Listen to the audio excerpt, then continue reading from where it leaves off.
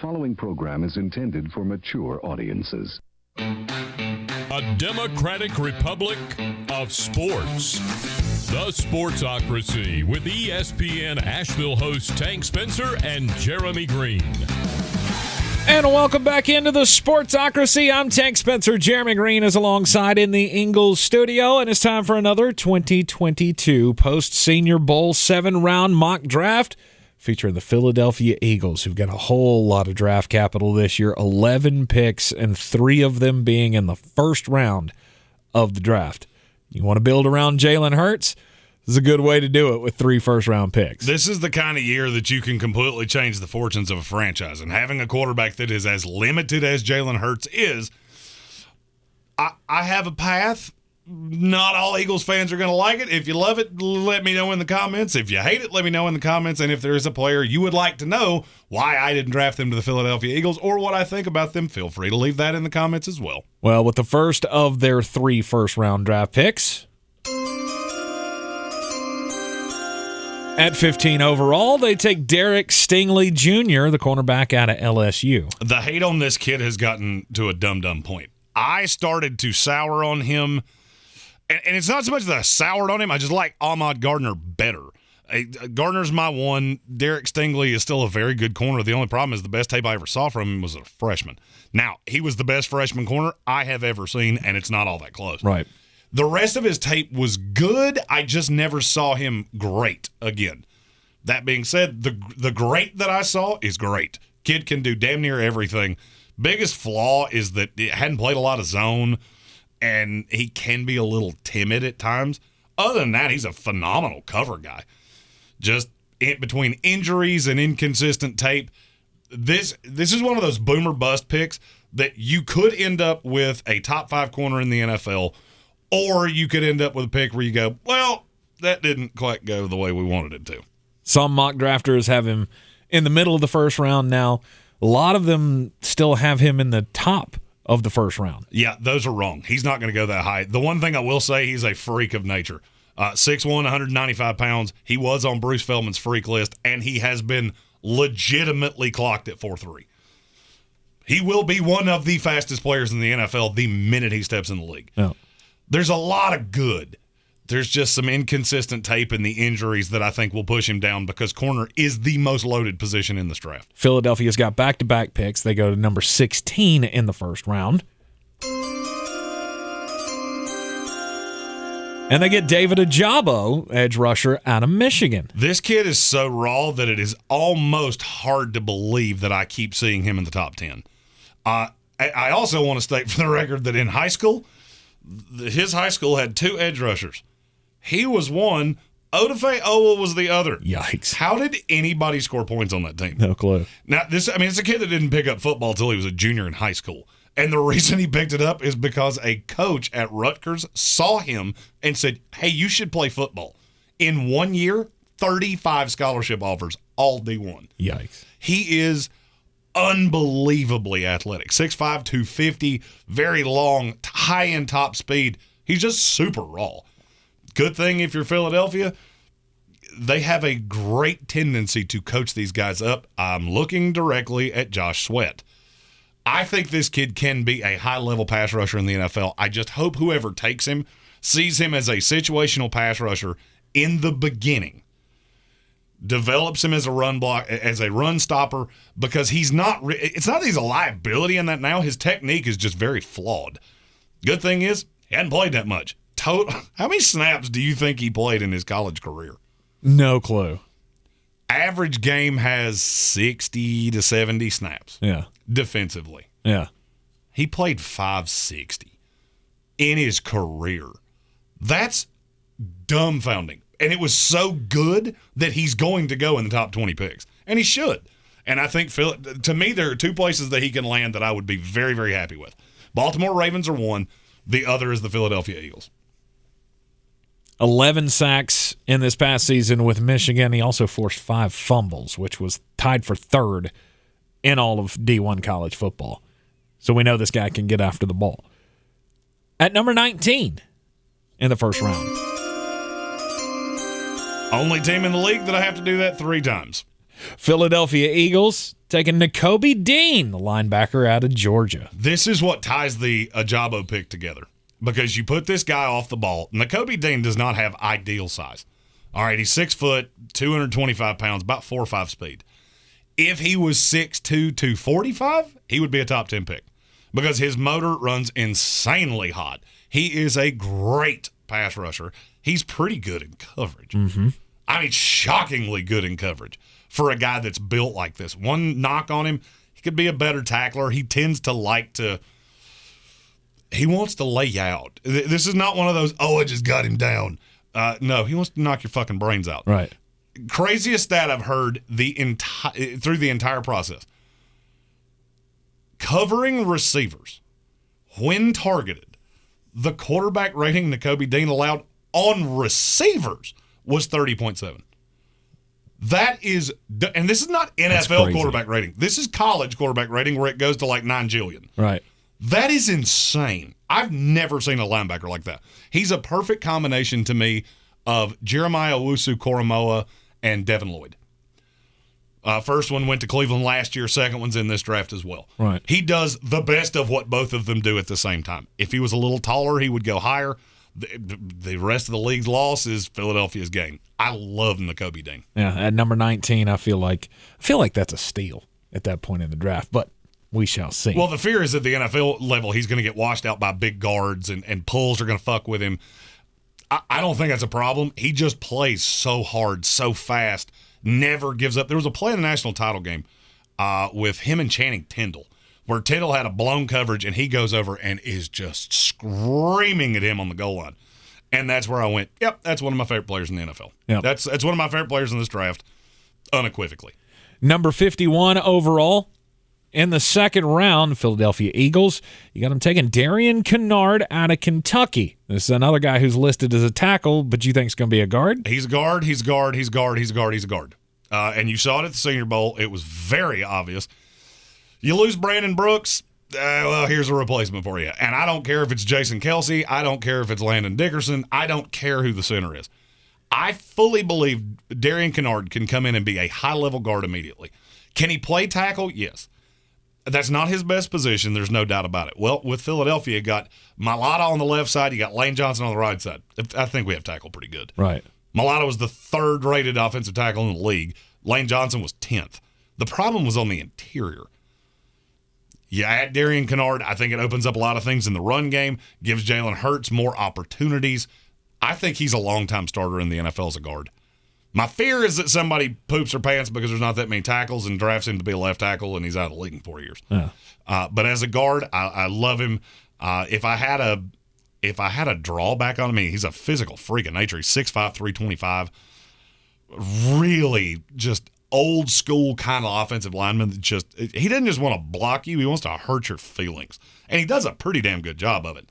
Technique is lacking. You can tell this kid's been big for a long time because he just bullies people. Mm-hmm. But speed rushers can screw with him. Well, way to get around that. Put him on the inside. Yep. I had pretty good coaching at Kentucky. Had it pretty well in high school as well. One of his the guy that he replaced in high school was Liam Eichenberg. It's a pretty good high school program right there up in Ohio. At number 83, picking the 3rd round for the Philadelphia Eagles, Smoke Monday. Safety out of Auburn. Not only do I like the cut of his jib, I like the name on his jersey. One of my favorite names in this draft and one of my favorite players in this draft. 6'3", 200 pounds, good speed, very tough kid, just unbelievable motor. I think he's a day one starter. Footwork, he's one of the only, usually I say what I'm getting ready to say about offensive linemen. The one thing I will say about him that bothers me is that there are times that it looks like his feet and his hands are controlled by 2 different brains. His feet do weird things at times. The way he backpedals is kind of strange. I'm not going to lie to you. I could see him being a linebacker in the NFL. The way that the league is going, that Divine Diablo, Keanu Neal kind of transition, he strikes me as a player that could do that. That's not how I'm projecting him with Philadelphia, but he could. I was going to say he'd have to add some bulk to do that, wouldn't he? He would, but not as much as you think. It used to be you had to be 245 pounds, 250 pounds to play linebacker in the NFL. It's just not that's just not the case anymore. Keanu Neal did it at a pretty high level last year, and he's smaller than Smoke Monday is right now. So it would be a scheme-specific thing, but I do think the kid can come in and start right away. There are times he looks for the knockout shot instead of just getting the ball carrier on the ground.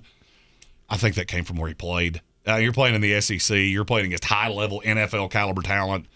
You want to get on film, and he did a damn good job of getting on film. Oh yeah, You got to round some things out. He's got to bulk up, I do believe, a little bit. But other than that, high-end player, and that pretty much completes I'm not going to say a complete defensive overhaul, but it's a hell of a shot in the ass. And scored touchdowns. Scored touchdowns at Auburn. He had three touchdowns 3 years in a row, coming off of interceptions, including one this past season. 122 overall in the fourth round. Here comes running back for the Philadelphia Eagles, Hassan Haskins out of Michigan. I'm not going to lie. I'm not as drunk on this kid as everybody else is. He's good, real good.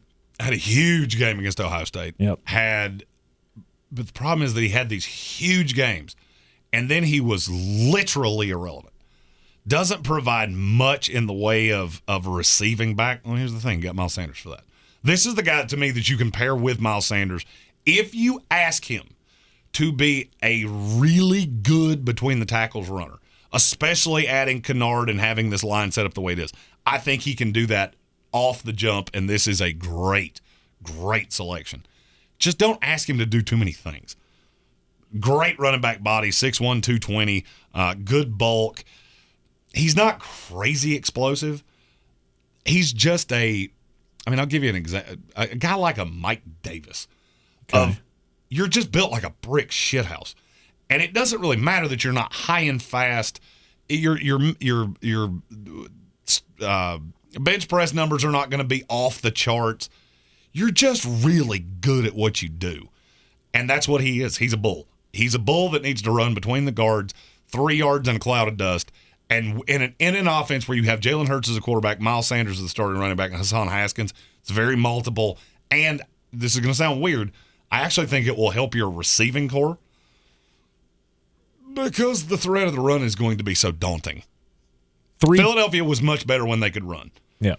The games they won, they tended to run very well. Running game went to shit, team went to shit. Right. Well, they realized at one point they were not going to be able to have a pass-centric offense with Jalen Hurts as their quarterback. Well, and that's Nick the reason that I came don't around. have. That's the reason I don't have him taking a lot of people haven't taken a receiver with one of those first 3 picks. I cannot for the life of me understand why. No matter what you do with Jalen Hurts, he's never going to be a high-end thrower of the football. It's just not going to happen. And that's not even a spicy take at this point. Anybody that's watched the Eagles over the last 2 years, you can see there are deficiencies with this arm. So why do you keep wanting to throw receivers at this? Stop doing that. Build this for what it's supposed to be. You already have Devontae Smith, who had a good rookie year. I see him being exactly what he thought he would be in the NFL. You've got that. You got Quez Watkins, who I like better than other people. Jalen Reagor's not a spent cost yet. He's hurt a lot. Yeah.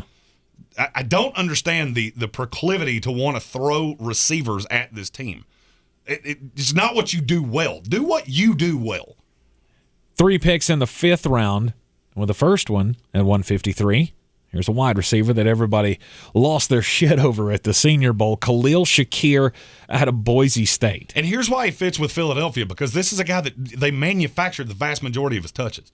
It was RPOs and jet sweeps and all kinds of other shit just to get the ball in his hands because he was so good that way. And look, I'm not sitting here saying, oh, well, he should run the Wildcat. Well, 2007 called. That's stupid shit. However, you can do a lot of RPO things with him, pre-snap motion, make it easier on Jalen Hurts. This is the kind of guy that you need to add to bring out what Jalen Hurts does well. Not some deep threat that, oh, well, he can get 60. He's a great deep threat, and maybe Jalen Hurts could hit him 60 yards down the field. Yeah, and maybe he could fucking fly because they're equally likely. This is a guy that you get the ball in his hand, he does good things. Raw as hell as a route runner, but the way Philadelphia would use him, I think that cuts that out, and he can just be a playmaker. At 161 overall, second pick in the 5th round for the Eagles, Tyler Vrabel, Mike's son, the tackle out of Boston College. 6'5", 305, not the most physically impressive kid you've ever seen, but footwork is good. Can tell he was coached by a high-level player in the NFL, and his dad, Mike Vrabel. Right. Very fluid. The problem is I don't think he's ever going to be great. I think this is going to be a depth lineman that if he had to spot start, Lane Johnson gets hurt and he has to come in and start right tackle, he can do that. Yeah. And he won't be a liability. He can be a swing tackle right off the jump. He's a much better pass blocker than he is run blocker. He's going to have to learn technique, but he's got a lot of snaps under his belt. Really seasoned kid, can come in and play right away. He's got that NFL body, too. At 6'5", 310. Is that what you have him at? Yep. Tyler Vrabel out of Boston College, 161 overall in the 5th round to the Philadelphia Eagles. Now, 4 picks later, they're going to go defensive tackle from Tennessee, Matthew Butler. So raw. God, this kid's so raw, but he's got so much unbelievable talent. Gets one of the best pad-level linemen in this draft.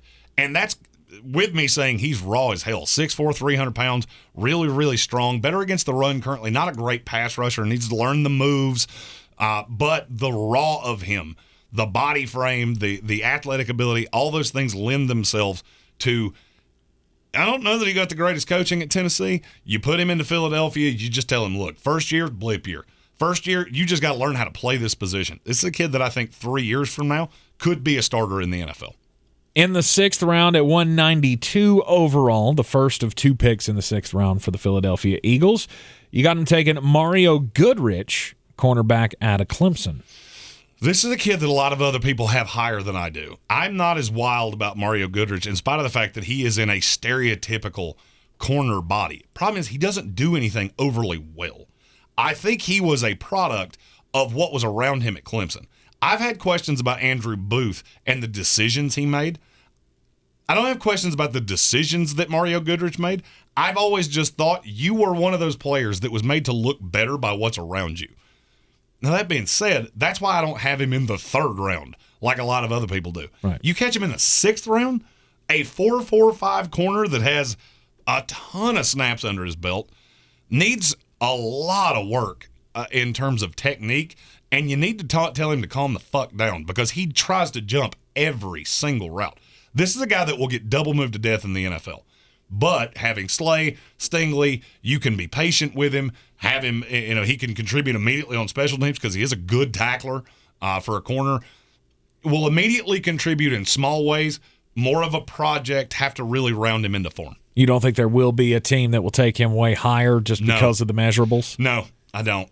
No, I don't. Because I think there are going to be a lot of teams that look at him and go, if you had played at Temple, you would have been a liability. Yep. All right. Also in the 6th round for the Eagles, 204, Austin Deculs, tackle out of LSU. This kid's he looks like he has chased a pig or fucked a sheep or something like that. Oh, goodness. He looks like that cornbread me. He looks like me. That's actually exactly what he looks like. I was going to say he's got to be a tall sheep. He's 6'7". Yeah, he's a very big kid, very country strong. The technique is lacking. We'll put it that way. This kid looks the part, but he's going to need. I don't know that he will ever be a tackle. I have him as a guard in the NFL with the ability to play some swing, maybe some spot starts. He's really heavy-footed. We use that dancing bear line of, he's so big, but he's so fleet-footed. Well, whatever the opposite of that is, sleeping elephant. Whatever the exact opposite of that is, that's what Austin Deculs is. Okay. But in a phone booth, he's really, really good. Needs some work on technique, but good God, he is strong. He is unbelievably strong. And I do think he can be an asset. You just have to be patient with him. Right. Could possibly develop into something with the right coaching. The other fear I have with him is in space, he's not very good. So that's where these evaluations get fun. Because this is a kid that I think plays at guard. I just don't ever see how he's going to pull. So you're not going to be a pulling guard. The best thing you do is be stationary as a tackle. So none of the things that you do line up into a position.